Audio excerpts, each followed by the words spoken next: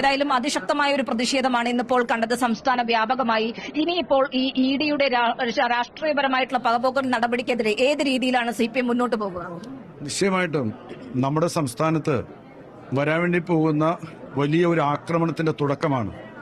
നമ്മുടെ പ്രസ്ഥാനത്തിന്റെ ഏറ്റവും സമുന്നതനായിട്ടുള്ള നേതാവിനെ തന്നെ യാതൊരു കാര്യവുമില്ലാതെ 8 മണിക്കൂർ നേരം അദ്ദേഹത്തിന്റെ സ്വകാര്യ വസതിയിൽ അദ്ദേഹത്തെയും അദ്ദേഹത്തിന്റെ പ്രിയപ്പെട്ട ഭാര്യയും ചെറിയ കുഞ്ഞിനെയുമെല്ലാം ഇഡി തടഞ്ഞു വെച്ചു എന്ന് പറയുമ്പോൾ അത് നമ്മുടെ സംസ്ഥാനത്ത് സാധാരണ ജനാധിപത്യ വിശ്വാസികളായിട്ടുള്ള ജനങ്ങളുടെ മനസ്സിലുണ്ടാക്കുന്നതായിട്ടുള്ള ചോദ്യമുണ്ട്.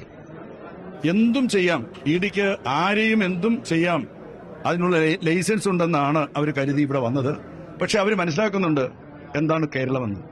ഇന്ന് കേരളത്തിലെ തെരുവുകളിൽ പ്രത്യേകമായിട്ടുള്ള ആരുടെയും നിർദ്ദേശം കൂടാതെ പുറത്തിറങ്ങിയ ജനങ്ങൾ ഈ അന്യായങ്ങൾക്കെതിരെ ഞങ്ങൾ ജീവൻ കൊടുത്തും പോരാടാൻ തയ്യാറാണെന്ന് സൂചിപ്പിക്കുന്ന കാഴ്ചയാണ് നമ്മളിപ്പോൾ കണ്ടത്.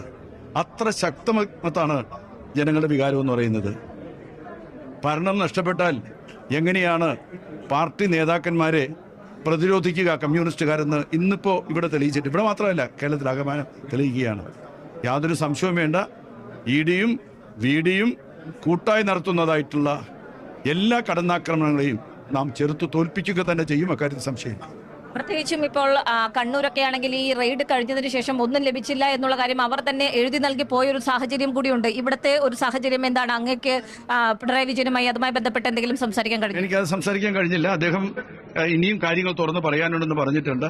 അദ്ദേഹത്തിന്റെ മകളുമായി ബന്ധപ്പെട്ടതാണല്ലോ പ്രശ്നം എന്ന് പറയുന്നത്.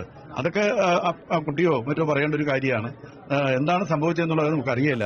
8 മണിക്കൂർ നേരം കേരളത്തിലെ കമ്മ്യൂണിസ്റ്റ് പ്രസ്ഥാനത്തിന്റെ ഏറ്റവും ഉന്നതനായിട്ടുള്ള നേതാവിനെ അവര് അതിന്റെ തടങ്കലിൽ വെച്ചു. അടിയന്തരാവസ്ഥ കാലത്ത് പോലും ഇങ്ങനെ പെരുമാറുമെന്ന് എനിക്ക് തോന്നുന്നില്ല.